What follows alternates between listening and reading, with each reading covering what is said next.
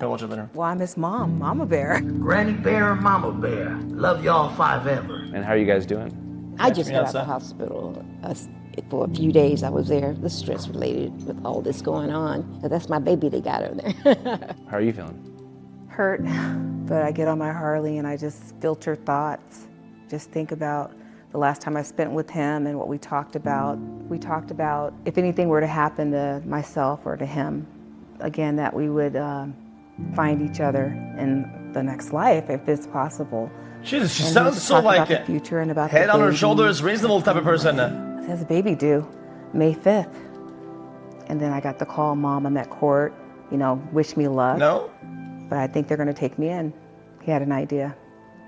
And that was what, 5 days ago? Crip Mac got arrested, obviously, everybody knows. He got arrested, and then he was thinking that, we were all thinking that it was just a regular state case because he doesn't have any acts of violence. He hasn't like used any guns on anybody. He's never used that. And right now, the feds picked up the case because they're making him out to be like a career criminal. You know how much time they're offering? If they try to make him a career criminal, it's 15 minimum. What is a career criminal? Somebody who makes... I just want him home. Me too. And for those unfamiliar, you know, why is he back in? He had a ghost gun. He had a gun with no serial numbers on it. This is an epidemic, for God's sake. And it has to stop. No. One of the president's executive actions would add new restrictions on ghost guns. And those are weapons that people build from parts that do not have serial numbers on them. Homemade in just a few hours using a 3D printer. It was a holiday. It was a holiday, Yeah. and he went to... Wait, what the fuck was that? Hours using a What the fuck is this shit? 3D printer. It was a holiday. It was a holiday. Is that just a He lower? went It to looks like the whole, that hood. looks There like the whole was gun. like a little barbecue. He just went to say what's up. He was in the backyard. He was Guys, I thought you only need the fucking lower to be printed, and you put the rest on normal. on live, talking on live. And you know, when he's on live, he's not doing nothing. He's just there talking. $55, I get you a story post. Very affordable 5, y'all. Like, oh, doing features, $55, whatever the fuck you doing, right? And then the police probably saw, oh, he's in the neighborhood. He's got it, he's there.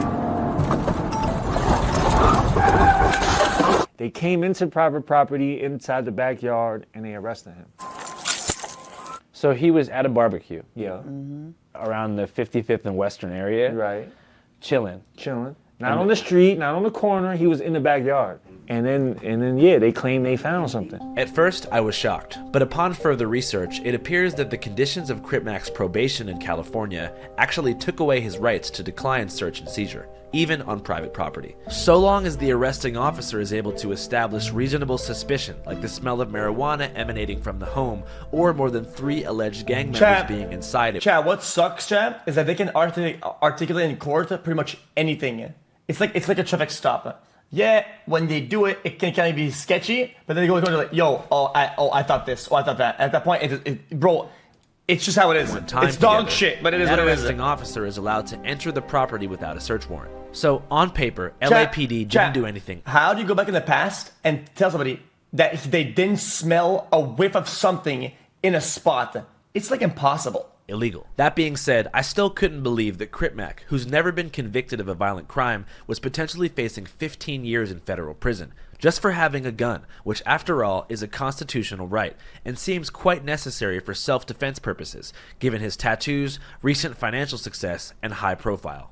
So, to get a better understanding of why and how this could happen, I decided to sit down with lawyer and former federal prosecutor Michael Friedman to get some answers. Okay. My name is Michael Friedman, and I'm a criminal defense attorney, and I'm the founder of the Friedman firm here in Los Angeles. Before I started my own firm, I was a federal prosecutor for the U.S. Attorney's Office here in LA for the Central District of California. So I prosecuted federal criminal cases. So he knows his shit. So what can you tell us about Crip Mac's case? Crip Mac is charged with being a felon in possession of a firearm or ammunition. It's illegal if you're a felon to have a gun. That's the simple fact, under state law or federal law. So when you think about federal criminal law, it's more common to think about RICO, going after the mob, or wire fraud, Enron, Bernie Madoff, these kinds of cases. A gun case is more often in state court. It's a little bit more of an ordinary case. The federal authorities in recent years have prosecuted these cases more and more because they're able to get harsher sentences. And so there's a big push to get guns off the street by imposing harsher sentences on people who have guns. Yeah, it teaches like a lesson or something. There was an initiative when I was a prosecutor called Project Safe Neighborhood. The officers aren't just out there to arrest people, they're out there to try to get involved and make the community safer. Drawing from academic research and decades of experience, Making an example, the program is based on the fundamental principle that law enforcement agencies and communities must work together to address violent crime to make their neighborhoods safer. And essentially what happens is LAPD or any local police agency will coordinate with their federal counterparts at the FBI or the ATF. They'll adopt that case and they'll file charges like those against Crip Mac. So Jesus, now he's in federal court. That sounds facing fucking heavy. A federal charge. Oh, GG. Still, I was confused. According to Dr. Friedman, Crip Mac's case carries a 5-year minimum. Yet earlier, China Mac had mentioned that if the prosecution decides to add the career criminal enhancement, he'd receive a 15 minimum. Dr. Friedman explained to me that all of this has to do with the federal sentencing guidelines, which have a mathematical equation to determine your offender level. Factors like gang membership can bump up your level, and in turn, triple the mandatory minimum sentence that corresponds with the crime you committed. So for every crime that's a federal crime, there's a guideline which tells you what the base offense level is. And then there's enhancements. So for example, when I was a prosecutor, I prosecuted a felon in possession case where someone ran from the police and threw the gun off a balcony and it landed in a parking lot where some kids were playing. The guidelines tell you that if someone is a felon with a gun, they start out at a certain base offense level. But if they create a risk to human life in the course of committing the crime, add 2 levels or add 4 levels. All of that. Huh? They got the math and shit. Bro, this is just like a pay table for slots, dude. That goes into a person's base offense level, and then you have to look at their criminal history. Yes. So this just straight up tells you how long you're going to jail. Well, they're not binding on the judge, but the judges have to start by calculating the range. And most judges, generally speaking, more or less go with that range. While these sentencing enhancements exist on a federal level, the city of Los Angeles has long done away with gang enhancements. They were eliminated in December 2020 by DA George Gascon, citing prison overpopulation and high recidivism rates. I eliminated sentence enhancements because sentencing enhancement doesn't necessarily create more safety. In fact, they often create more recidivism and they make us less safe. This resulted in the immediate freeing of rapper Draco the Ruler, rest in peace. But on a federal level, these enhancements are still the rule of law. And according to Dr. Friedman, unlike in county or state courts, it's almost impossible to bargain for a lower sentence with federal prosecutors. I'm really confused by what you just said. And only 8% of defendants end up taking their case to trial after feds make their initial offer. But why? Dr. Friedman says the feds don't prosecute unless they're pretty much certain they'll win the case. Cases that are prosecuted by the U.S. Attorney's Office, they're very buttoned up. They don't charge cases unless they've really vetted their evidence and unless they feel they can really prove their case. What's the federal conviction rate? The federal conviction rate is 90 incredibly plus? high. Like I think the 98 or figure something. is something like 97% Oh, I of was people one who are off. charged with federal crimes end up pleading guilty. Upon further research, I learned that many defendants only plead guilty because claiming you're innocent of a crime, even if you are, could result in being given an even harsher sentence if convicted. If you plead guilty before trial, you get a reduction in your offense level for acceptance of responsibility. It's usually 3 Guys, points. I mean, if you're gonna Sometimes it's send 2 it, in you lower send it, level right? cases. So if you're looking at, Is that the let's basis say, of that? 6 to 8 years, that could automatically become 5 to 7 years or 4 to 5. Because the guidelines are so severe and predictable, as you noted when you look at that chart, that's why a lot of people take deals. And I'm just saying, the flip side of that is, if you're gonna send it and be like, yo, not guilty, and you go and fucking, you know, you actually did it, and you go straight for it, and you take the gamble, well, it's a gamble, you know? is what's called the trial penalty. It's an anecdotal term that we use. But there's a general Because they use less perception resources that if and you they go to trial waste and lose, time and shit. not only do you not get those 3 points, but the judge is going to be harsher on you. This seems absolutely ridiculous. Part of our Sixth Amendment rights as American citizens is the right to a fair trial under any and all circumstances. The federal trial penalty seems Okay. Well, that's I don't think his argument is good. Even though I didn't even hear it because I'm dumb as fuck.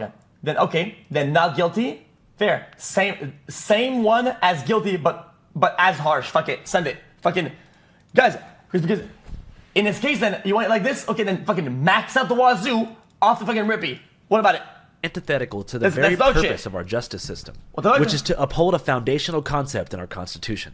Innocent until proven guilty. Am I dumb? Though I was quite surprised to learn all of this. In the street world, this is pretty much common knowledge. Oh, they gonna hammer you. If they offer you 5, 7, you don't take it because you feel like, oh, you know, that's not fair.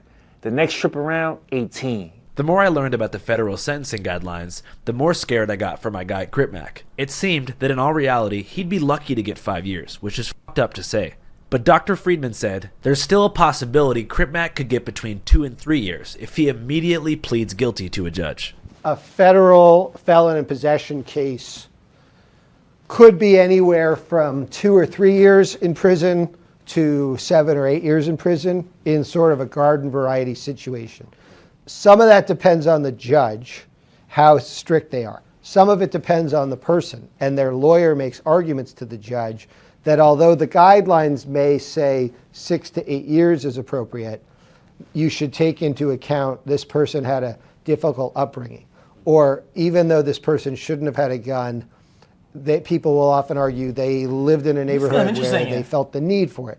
It's all these human factors that the judge has to take into account. I can't help but feel like Crip Mac falls into that 3% of federal cases that deserve special... If you're objectively innocent, well, when pleading not guilty, I mean, there's a good chance you're not going to be seen as guilty, dude. If they don't... Guys, they prosecute winning cases, dude. Like, what the fuck? Special considerations. This, I believe, is for a number of reasons, that but primarily his diagnosed paranoid then they won't prosecute schizophrenia. it. The fuck? Here's a video of Crip Mac explaining his condition 2.5 years ago. I suffer mental illness, which is diagnosed schizophrenia. Oh. On hood, I'm gonna keep it nifty with you. Schizophrenia consists of hearing voices, paranoia, and a bipolar type of, bipolar type of, God damn it, bipolar. Okay, come on, editor with the music, man. Come on. Come. Damn, I wish Dude. ODMC was here to help me figure out what this word I'm thinking of. Oh my God, bipolar dude. type of disorder, pretty much. I wish they would take that in consideration, you know, that he is, it's verified that he's paranoid schizophrenia. He needs medical help. Psychiatric, well, from what I know of schizophrenia, he definitely needs someone that's know what they're doing about in that area, exactly, and put him on the right type of medications, because he's been on medications before. He gets drowsy and he's not sharp. He's not sharp, and he's zombied. It's like a zombie. Exactly. Well, I mean, they've tried to put me. Well, I mean, it's a kind of recipe for disaster, though.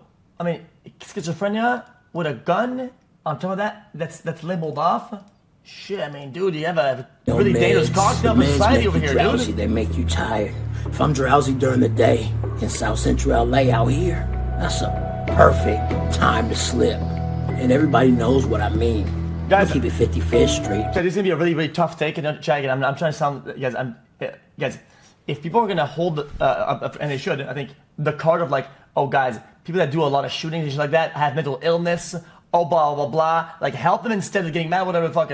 But then now you have kind of a good example of that type of combination. Even though I'm not saying anything about shootings or whatever, right? Then you kind of have to uphold that standard, right? When's the last time he was taking steady medication for schizophrenia? From when I know, it must have been that I know of 2015. Right? Yeah, that sounds about right. Mm-hmm. Exactly, and I've seen him take it, and he slept all day. He would sleep all day. So it kind of That's knocks tough. him. I don't know about the case. I don't want to make any fucking This conversation conclusions. about the adverse effects of schizophrenia medication caused me to review the old interview footage I had with Crip Mac to see if maybe he'd mentioned it. And lo and behold, he did. But instead of touching on his personal experience, he framed it as more of a PSA. I recommend anybody that has a mental health problem to don't take pills, especially if they gangbang, because it's going to fuck up their head. They're going to end up slow, and they're going to end up slipping and getting chipped on the streets. Mm-hmm. Seriously. It's obvious that Crip Mac's unmedicated, diagnosed paranoid schizophrenia plays a major role in his paranoia, which is the motivating factor behind him feeling like he always has to have a gun. But mental health aside, let's look at some other factors that may have contributed to Crip Mac's paranoia. Last time we interviewed him was about 6 months ago, shortly after he was released from state prison. I should note that his previous prison term, which was 11 months, was also served for firearm possession. Upon his release, he was placed on a 6-year probation, which had extremely strict terms. One of these terms was that he was not allowed to leave Los Angeles County under any circumstances. His family and friends say this restriction put him in a lot of danger. The city of Los Angeles insists that he stays in Los Angeles, where all the opposition is, all the ops, all the, the enemies. Does that make sense, Mom? Not to me, of course, but that's the way it is. So that means he can't even go to Six Flags. No. He can't even go down to Orange County. No, he really isn't supposed to go anywhere. He can't leave LA County. So if you can't leave LA County, right, and all your enemies is in LA County, I tried to get him to New York. I actually asked the probation officer if he could go to New York. It would be much better for him, for not just for his career, but for everything, And they said no. How can you try to change somebody and you don't let that person leave the place that is so dangerous for that person? And then you expect that person to just live like a normal human being when that person isn't that. You know what I'm saying? And I think it's just a catch-22 for him. Many of you watching may not understand how gang-infested the streets of Los Angeles are. Many of you may associate LA with comedy podcasters, luxury storefronts in places like Beverly Hills, and lavish upscale living in places like Bel Air and West Hollywood. But outside this very small radius... Nah, I don't think, no. I think it's homeless, people who can't afford the lifestyle who still do and become broke, dreams that come to fucking die, dog shit houses that smell like ass fuck, and a bunch of mansions that are overpriced, and smog and death. That's what we think about. Occur. LA is home to an unlimited sprawl of gangs, which claim 80% of the county's territory. Now, Crip Mac's turf, which is the centerpiece of his identity and the only place in the city where he can find community and safety, is immediately bordered by 78 rival street gangs, including his mortal enemies, the Brims and the Hoovers, that are between 4 to 5 blocks away from where his house was. Gang politics aside, this is very sad because all of these rival gangs are actually part of the same community, and mostly all descend from the same lineage of Southern blacks who fled the post-Confederate South during the Jim Crow era. Crip Mac's grandmother, actually, left her hometown of Houston, Texas at 14 years old because of segregation. Oh, yeah. I witnessed all of that. I witnessed Jim Crow. I witnessed all of that. I was born in 1947. So, I mean, I was doing the Martin Luther King, even before Martin Luther King. So I've seen a lot change. Harriet Tubman? No, not that far back. Sorry.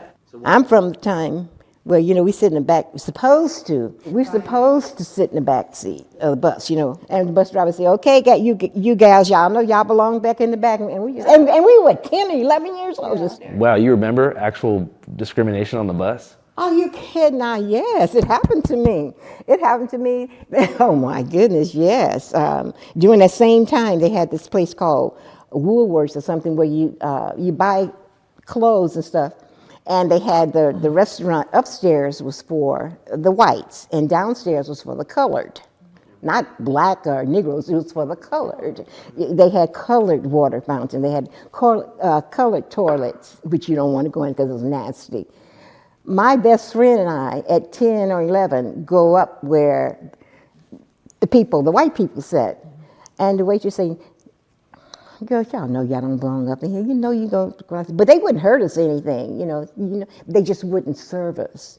While Granny Bear never experienced any racial violence firsthand, exclusion still persisted. So Granny Bear, at age 14, decided to leave her hometown and head west to California for a new life.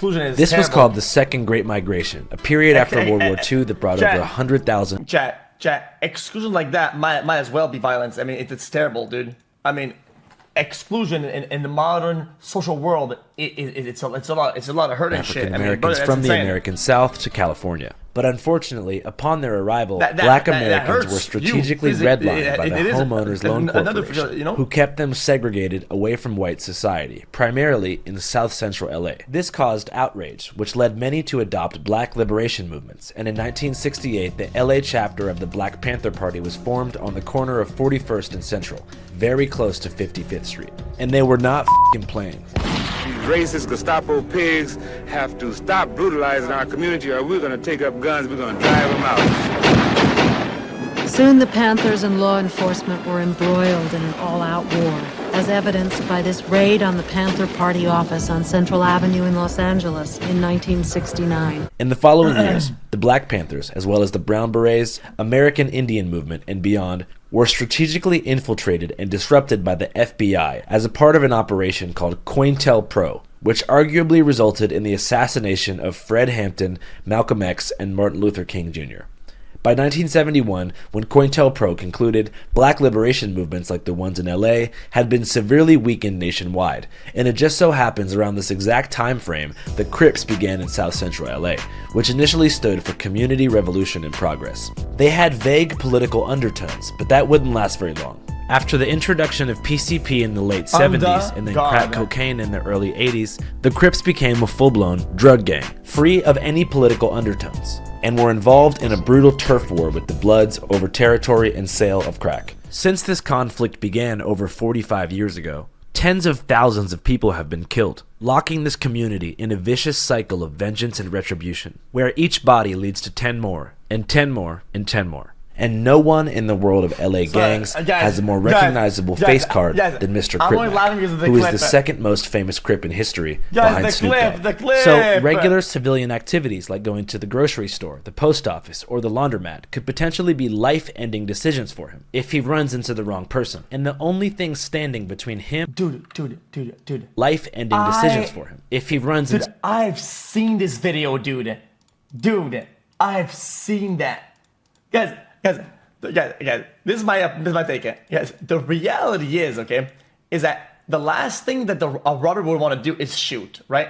Because if you're gonna go for a robbery, right, I'm sure they want the gun to be the strong arm, right? But they never want to shoot because that's a terrible crime. I mean, they're gonna get fucked, right? They want to get some loot, right? But they come over with a gun. Well, I mean, the owner is kind of the opposite. Kind of has like all the willingness, I think, to shoot and defend, right? So they're always at a disadvantage if they gun to gun because this guy doesn't want to shoot, this guy wants to shoot.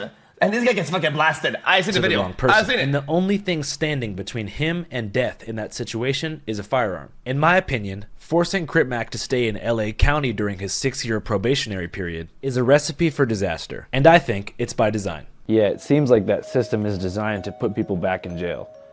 They are, though. In America, prison is a business. You know, prison is a business. So when it's a business, they don't care about, keeping people out of prison. Why? Because you're not making money like that. They want people to be in prison. Every single license plate in New York City is made by prisoners. You know what I'm saying? How much do they get paid an hour for that? 35 cents.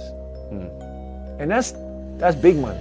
For commissary, yeah, for sure. That's big money. 35 cents is big money. Yeah. You know what I'm saying? So, people making 15 cents. It is slavery. It is slavery, bro. The difference is that they won't say it. Yeah, when they said, "Oh, no more slavery," they put that rule saying, "Oh, except if you're in prison." The 13th Amendment. Right. You know what I'm saying? So, shit.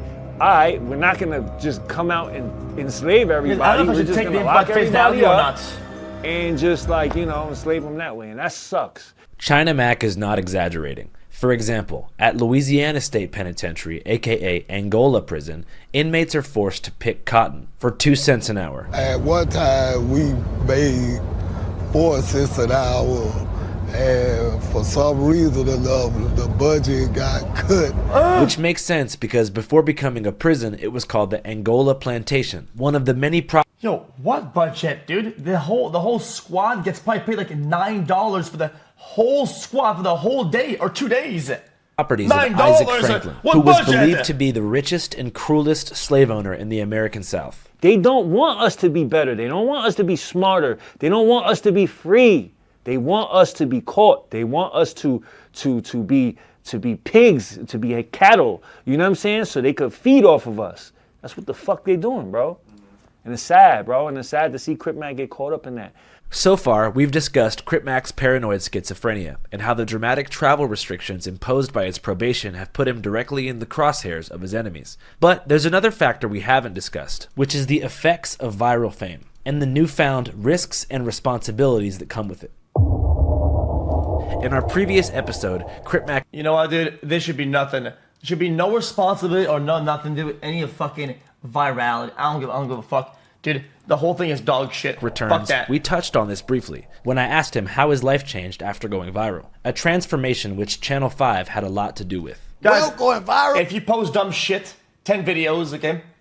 It's not because my 5th video went viral, okay, that my 6th video has to be more responsible because of the people that are coming in from the fucking 5th video. It's just a stupid ass standard. You want to uphold it because they're fucking dumb as bricks, okay? Fucking libtard shit. Bro, it made a lot of people watch me. The attention was on me. I'm like, all right, kid, I see that now. Everything I do, the world's gonna watch. Some people, they just get mad about your fame sometimes. How come you think? I don't know, because they're poor. A lot of people are poor. You have money and you're making money, you just around motherfuckers just poor all day. They don't like that shit because they're miserable. In the internet age of clout-obsessed fame leeches, viral fame presents a major X factor for someone already living a dangerous life on the streets. And Crip Mac knows this all too well. In the first year after going viral, he got beat up by his own friends for false claiming a different hood on Facebook 8 years ago. Then, a man from Indiana built an entire online following by pretending to be his dad. And in the past year, 75% of his girlfriends have tried to arrange his murder, typically after he refused to continue promoting their OnlyFans. And according to China Mac, Crip Mac receives between 2 and 3 credible death threats every single day, just for being who he is. He's a trophy out here. You know, that live that life, people would, happily do something to him just to go viral on the internet.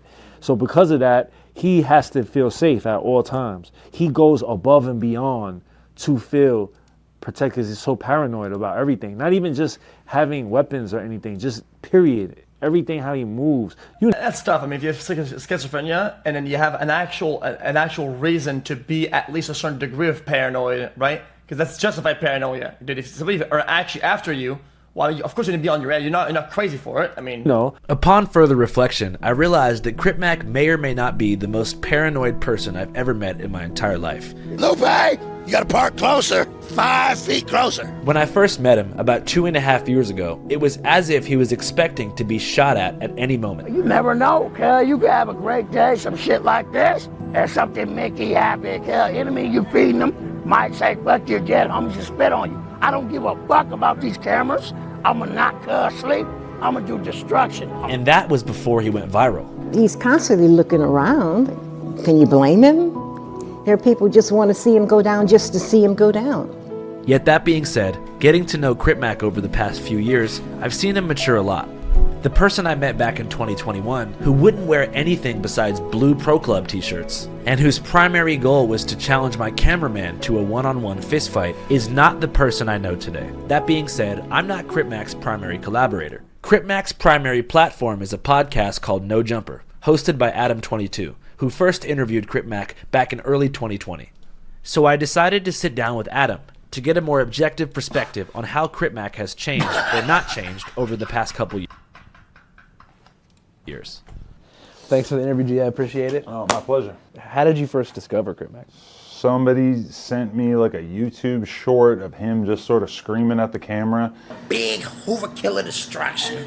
The fighting neighborhood Crip, our hood. And it had like 300,000 views, but I didn't know who he was. And so I started asking everybody I knew who he was. Eventually I got his Instagram and I just messaged him and I asked him if he would do it. I want you to. And he said yes. No Jumper, coolest podcast in the world. And today, it's the Mac Sitch. Our hood, fight Crips. It's a nifty day on 55th Street. A real Crip. I does my dues. These blue Air Max with blood on the bottom. Dude, nifty. And that song goes hard. Him reacting to like finding out Lil Nas X way was back gay, when we used to listen to that shit. was like a huge thing, huge progressive moment for the gay rights agenda. Lil Nas came out with that Old Town Road. Chat, you did not remember this song? Guys, is this their song? Hold on. Man, is this really? I have to fucking Google like this? Guys, it's a song, I swear. Okay, it exists, I swear. that. Get up and I spin this motherfucker just like this. Guys, I swear to soul, I swear. I ain't even gonna lie. I like that motherfucker. You did.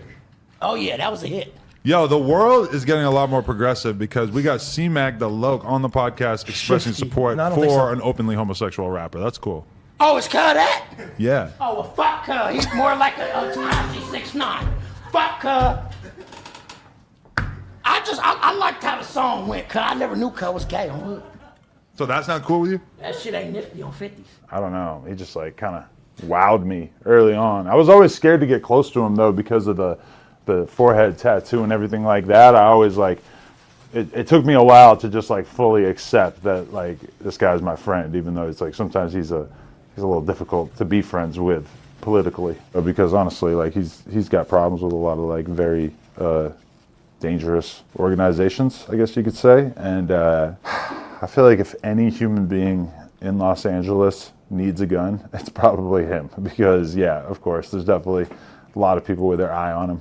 He is in like kind of a weird middle ground type area where he's somebody who, if he was a rich rapper, would definitely have security with him all the time, or at least would be wise to, but he don't really have money like that. So instead he's carrying straps and doing his own thing. It's kind of crazy because it's like you could imagine that maybe if he wasn't so street or so gang affiliated and his image wasn't so dangerous, that he would be like Drewski. You know, he would have got swooped up by like a management team and they would have went to work on building all kinds of content around him and stuff. Like I kind of see that vision of like how that could have worked, but I feel like, you know, people were kind of scared. So he ended up kind of doing more like the YouTube circuit, the vlog circuit. He's done a lot of different things. He did a rap battle. Beyond a rap battle, Adam22 and Crip Mac's manager, China Mac, have gone out of their way to provide Crip Mac with opportunities to produce content that's outside the gang sphere. Him and China Mac have a show called Mac Ventures, where they eat, walk around, and do other stuff. But Crip Mac's most recent venture was on Adam22's reality show. So can you tell me about the reality show that you've kind of been doing for the past few months? Yeah, we did a reality show where basically like we got a bunch of porn stars and then we got a few men off the streets and decided that we would have them all compete to be my first ever threesome boy-girl with my gotta wife. wash my hands. I can't. Hi, I'm Nana the Plug. I am an adult creator. My name is Adam22 and I co-own Plug Talk with my lovely wife. We interview a different girl every week. And then we them at the end. But we've only ever done it with other women. So we've arranged this whole challenge to find the perfect guy to be our first ever boy-girl threesome. You want to get down? No. Get down. We're going to get you out of the situation. And Crip Mac was an obvious choice. And it was a little bit tough to wrangle him and get him to actually show up and everything. But he fought hard till the end. And I'm not going to lie, like, just the reaction to him was like so insane. And like one of the things I was really thinking about was like finding a reality show to do to find him a girlfriend. So how close did Crip Mac come to winning the reality show? He made it to like the final 5 or some shit like that, but then ultimately it wasn't meant to be. What do you think was his disqualifying factor? He wouldn't show us his dick. Not the most progressive guy when it comes to gay shit or just penises in general, so he wouldn't show us his dick. What's going on, everybody? Yeah. All right, man, it's time. I've known you for a few years now, and I'm ready to see the It's for her. It's for her. I swear. Hey. Okay, I guess I didn't really want to say that bad anyways, So he's not even gonna show us? probably not. Damn. What do you think his rationale was behind not revealing his genitals to you guys? You know, I've always tried to get Crip Mac to like take a walk on the wild side and just, you know, What the fuck? get a little Yeah. freaky with me. And he was not feeling it. And I feel like showing another man your dick is just not 55th Street enough for him. Like he's just, that's off the table. But the winner did have to show you his dick. Yeah. What do you think? We banged her, my wife together, yeah. Oh, you already did? Yeah. Despite Crip Mac not qualifying to participate in Adam's three-way, his appearance in the reality show was very beneficial to his career and brought a second wind to Crip Mac's viral streak. On top of that, his friends and family say he was doing better than ever before the feds picked him up. He was doing so well when he got out this time. He was doing so well. I've seen him just grow as a person so much. Yes, and for this to happen, right? So why the cops go so heavy? How do they know? Did they get a tip, something like that? Like how do they in know the middle to of something so exciting and people loving to look him or for search who he is. on him at that point, That's a on great that thing. day? He is a great guy. He has a great heart. What's some of the growth that you've seen since he's been out from this last bid? Oh, just being more mature with getting his bank account. You know, thanks to China Mac. Shout out to China Mac for doing that. He's such a good person in his life. That's good. And during this time that he came home and I was really and I was with him a lot. Yeah, that's a he big, changed that's a big deal, immensely. chat. Like so much. Like you could just see him like just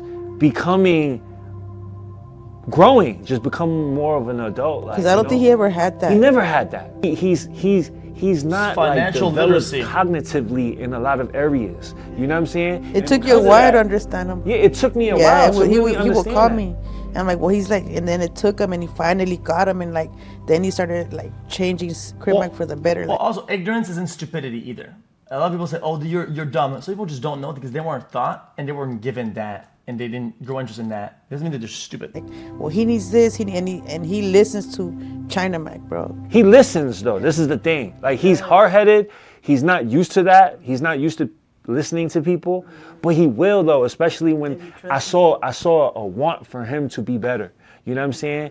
And it's hard for somebody that's never been taught better. You know what I'm saying? That's never been, not to take anything from Mama Bear and his family, but they taught him as much as they can. But from a man's standpoint. From a man's standpoint, he wasn't taught how to be a man, how to do certain things.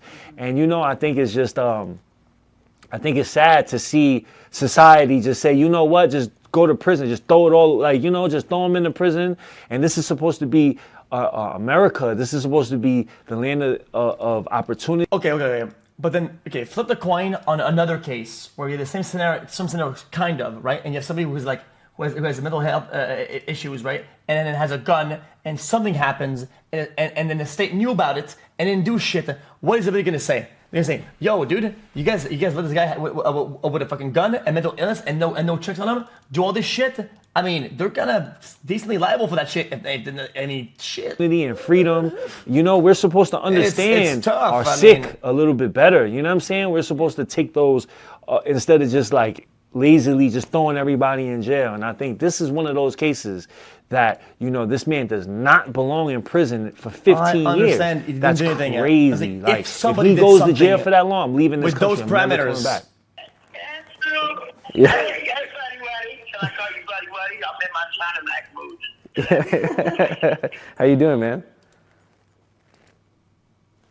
doing all right, or shall we say Cuddy Wuddy, so we can put a say. I'm glad. Where are you at right now? I'm in the jelly welly. I'm in jail. I'm with Mama Bear and Granny Bear right now. Hey! How you doing, Granny Bear? How you doing, Mama Bear? Hi, baby. Hey, baby. All is well. Yeah, Granny Bear's doing better. I'm glad. I am. You're all right, Granny Bear. I know. I feel much better too. I really do. Chat, link the song. Thank Link you. the song. Trevor, can you hear me? Yes, Mama. How are you doing? How are things going? Oh, everything's going well. I'm writing new music. I got a couple new movies I'm writing now, and I just been, just been working out every day. Chat, that song is heavy. It's working out, and I'm Staying positive? Situated. Oh, the 50 nickel gonna stay positive. Good. Yeah. Good. Well, we love you, Definitely. and we support you completely. Oh, yeah. He's done it. That's appreciated. You know, mommy's here, of course. Of course, you gotta hold it together. You gotta realize, through the hard times, everything will be all right. And hey, things happen. Things happen. Things can see worse. They are. They got a nice. It's a number of times that the federal they don't play. And they got some time. It is what it is. You can't see mad, see sad, or nothing like that. You just gotta go through it. Right. Go through it. You got a program like Time Bond. Hey, you gotta keep that energy going. They're trying to do 5 years or more, which is not frustrated, but that's also a empty number. We can definitely go through it strongly. Together. I'm there for you, baby. Come home and do the right stuff in Yeah. life. Stay out of people's way. Stay out of trouble. Stay out of jail. Yeah, that sounds right. Come on, girl. Right. Yes, Mama Bear, you're a strong woman. I told you, don't you cry. Don't Sorry, you chat. be sad. The listeners gonna be all right. That's right. I just miss you so much. So. Oh yeah. It's the things we gotta go through in life. Things we gotta go through, and a lot of people. I mean, there's got some good messages here and there, yeah. People are really jealous of your fame, and a lot of people don't like you. They're gonna try to hit you with everything they can hit you with. It's right. It's selfish. It's not right. But at the same time, you gotta go through what you go through, though. That's right. You know. Chat. Guys. Crip Mac. Never commit suicide, never commit suicide. Things get rough, don't give up, don't take your own life. Everything gonna see alright, girl. Never commit suicide. Suicide by the weak-minded, been through hell, no money, late night grinding. With baby stretch, draw down the baby T-Loc, really grinding. In the 50s we winning, we shining. Never commit suicide, don't do no cluster shit. Killing yourself is weak-minded. I've been a long road from the county jail, fly to prison. That could give Crip Mac life, I'll never in my life. Suicide is fight a week, that's Custer shit. Don't see a Custer, stay living. Get your money, we all go through hard times, it's never the end. Get on your grind, listen, fight a hustler. Carte Blanc said, you are somebody. Carte Blanc said, you are somebody. Cause listen, fight me, I'ma keep it 50-50. You take it to acceptance, that's just how it is. You seem to be handling it pretty well.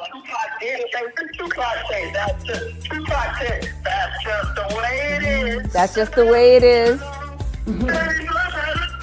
See no changes. Oh my gosh.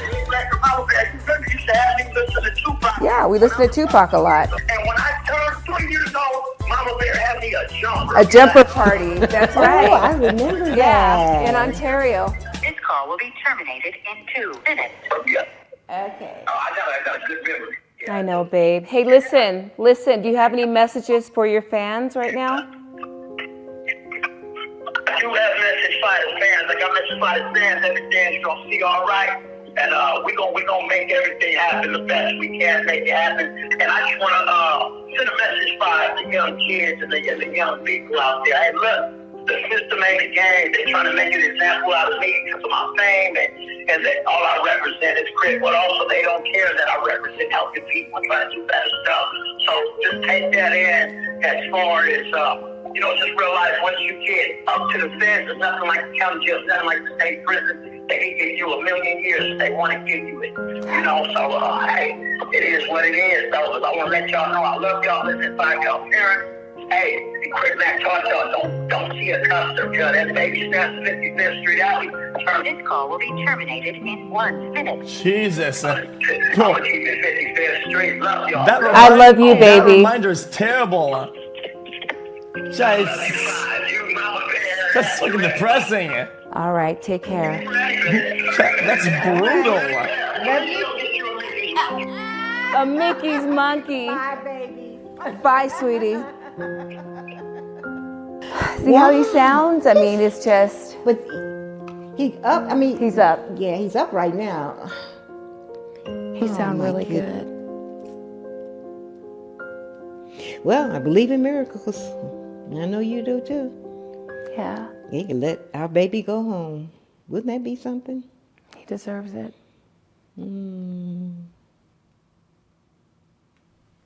Thank you so much for watching. As you currently watch this video, Crip Mac is being held in a federal detention facility as he awaits his sentencing offer from the prosecution. But there's something I forgot to mention. Crip Mac has no legal representation. It's equipped to handle his case in federal courts, so he literally has no lawyer. And I think it's my responsibility, given how much he's helped No!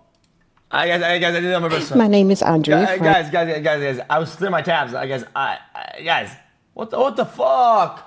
I did it on purpose, motherfucker. Guys, it bugged out. Responsibility, given how much he's helped Channel 5 in the past, to help him out because he needs some help. If you look in the description below, you'll see that I set up a GoFundMe, which is called the Crip Mac legal defense fund. I talked to him over the phone, and he thinks that a $10,000 goal is fair and would help him out a lot. Also, the elephant in the room with Crip Mac from the jump has obviously been mental illness. And in terms of substantial cognitive recovery, I think he has a really long way to go, and I definitely don't think that the federal correctional system apparently they busted the goal to initiate that mental health 34K rehabilitation process. I actually think that putting him in jail may actually worsen his paranoia and the symptoms of his paranoid schizophrenia. That's where a decent lawyer comes in. A good federal lawyer can do a couple things for someone who suffers from mental illness. One thing they can do is bring out an outside expert mental health witness to testify in front of the judge before the sentencing offer is made, which, if done properly, can lead Crip Mac to an entirely separate judicial process, which is called the mental health courts. Being tried in the mental health court system would guarantee that even if he got sentenced, he'd have access to adequate mental health services upon his incarceration, which I think is crucial in his recovery. Some of you may probably watch this and think, oh, what's the point of getting him a lawyer when there's a 97% conviction rate? And to that I say, I understand where you're coming from, but the difference between 5 years and 15 years in federal prison makes a huge difference, especially in the life of his child, which is supposed to be born on May 5th of this year. Arguably, it was the absence of a father figure that caused Crip Mac to turn to the gang lifestyle in the first place, so I would hate to see that cycle repeated for another generation. Anyways, I'm going to contribute a couple thousand. If you guys could too, that would be great. Channel 5 is going to be much fun. Channel 5 live worldwide, Hollywood advice. Fuck the authority.